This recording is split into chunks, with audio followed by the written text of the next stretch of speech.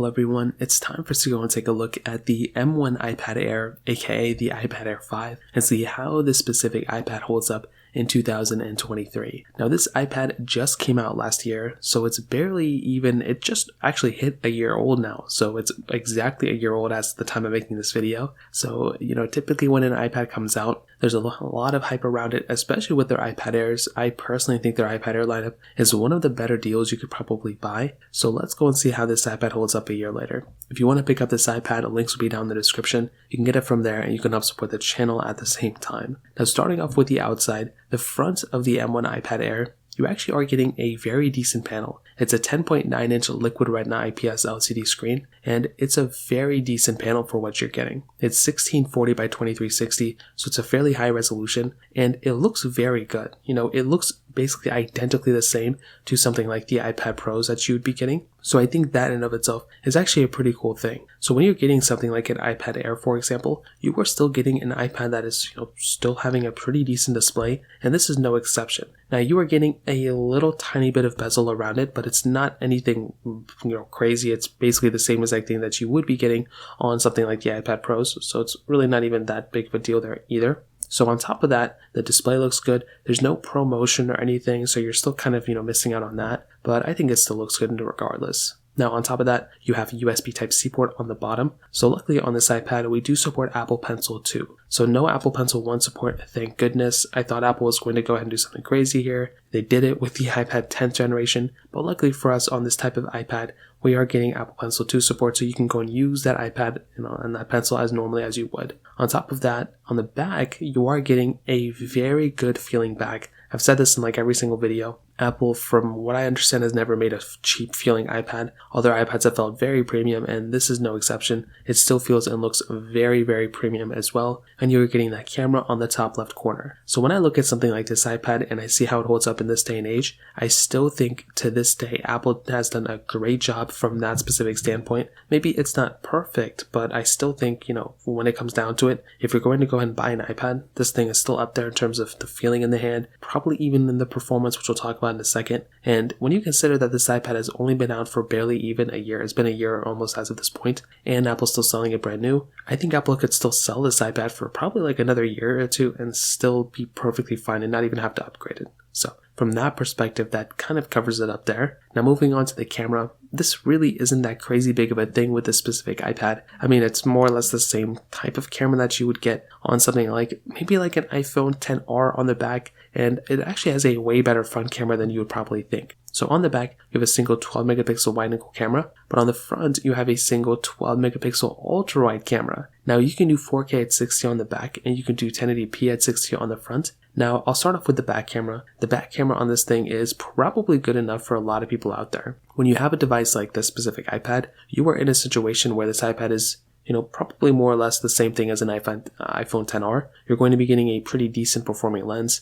If you're going to go ahead and take, standard type of cameras or photos, then I think you're going to be okay. But again, if you're trying to go ahead and replace your iPhone camera with this thing, if you have an iPhone 11 or newer, I'm going to say this again. If you have an iPhone 11 or newer, you are going to be getting a better type of camera lens on your iPhone than on your iPad. So even that doesn't really make too much sense to go ahead and buy something like an iPhone, an iPad 5 or iPad Air 5 just to rely on its camera when it's not really going to be that great of an experience. So that's the back camera. The front camera though is actually really good. The back camera of this thing, it basically has the ultra wide sensor here. So that is really important because it gives you that little center stage feature, which actually allows you to go ahead and kind of track you as you're moving around. And that is a really nice thing to have here. So all in all, I think the camera on this thing is, pretty decent. It's definitely not a bad camera. The back camera is pretty much the same thing as we kind of had on the previous iPad Air, but that front camera was a really good upgrade, I would say, coming from the previous generation of iPad. So in terms of that kind of covers it up there. Now, another thing that's kind of, I don't know if wishy-washy is the right word, but in terms of the software update,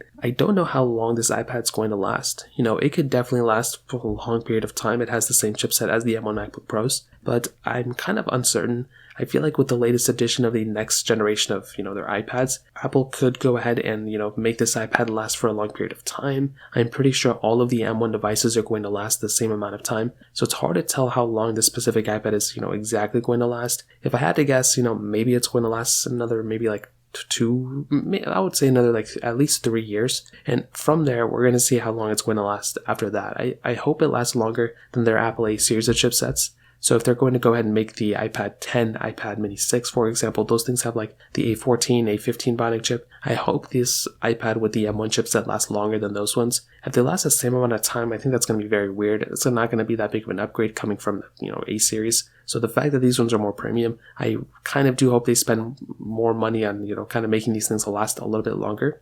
So that is kind of how I feel about that. But even that's not a crazy big deal. I still feel like this iPad is going to be supported for a long period of time regardless. Now from the performance side, this iPad has that Apple M1 chipset inside of it, and it also has 8 gigabytes of RAM. Now that is almost the same type of power that you are getting on the baseline M1 MacBook Pro or the baseline M1 MacBook Air. That is a lot of power to have inside of an iPad like that. So I'm going to say that again. If you were getting the M1 MacBook Pro or the M1 MacBook Air, it is the same power that you were getting on this specific iPad. So for me personally, I did use an M1 MacBook Pro for a long period of time, and I had a great time with it. If the same applications that I needed were, available on an iPad, I would probably use an iPad and not have a problem with it. So this thing has a ton of power inside of it, and that is an amazing thing. When you're getting something like one of these iPads, you are going to be getting a device that's still supported and has a long, future ahead of it for the power that you're going to be getting. So if you're going to play basic games and applications, you're using, the Apple Pencil to take notes, you're swiping between pages and all this stuff, like perfectly fine. Any iPad's going to be able to do that. Heavy intensive games, this is going to be fine too.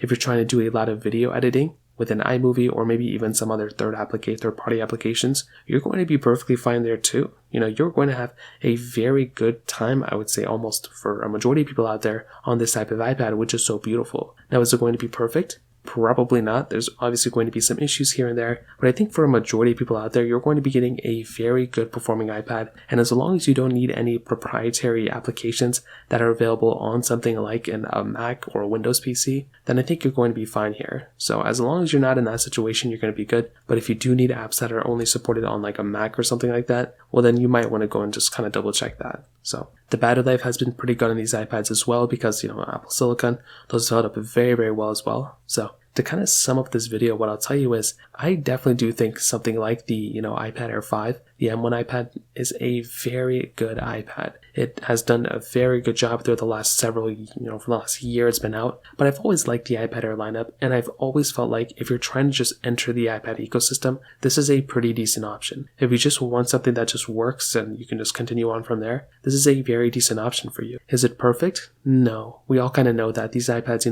some things it's missing a ProMotion display. Maybe the, screen could have looked a little bit better. I don't know. Battery life could have been better, but I think when it comes down to it, I look at something like the iPad Air and I'm really happy with it. And I think it's pretty much a good starter iPad for sure. So in terms of that kind of covers it up there. If you have any other thoughts or questions, let me know in the comment section below. Hit the like button, that will mean so much, but definitely hit that subscribe button. More importantly than everything else, I love every single one of you guys. Hopefully I'll catch you guys in the next video. Peace out till then.